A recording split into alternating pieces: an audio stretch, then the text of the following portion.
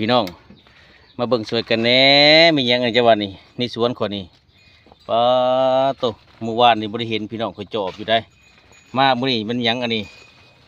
สวนข่อยก็บ่ได้หน้าหมู่เด้อพี่น้องเด้อเฮ็ดขาวเฮ็ดบดขาวนี่มื้อนี้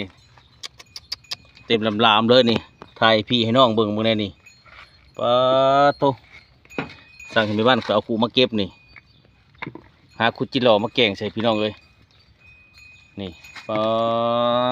สิพับให้เบิ่งบนหนึ่งอีกบัดนี้พี่น้องอันนี้ก็เป็นอีกจุดหนึ่งเลยพี่น้องมึงในเฮ็ดบดคนนั้นโอ้โถเป็นตุ่มเป็นน้ำอยู่พี่น้องเลยตาสะออนน้องข่อยบ่นี่เบิ่งเนี่ยนี่พี่น้องปะ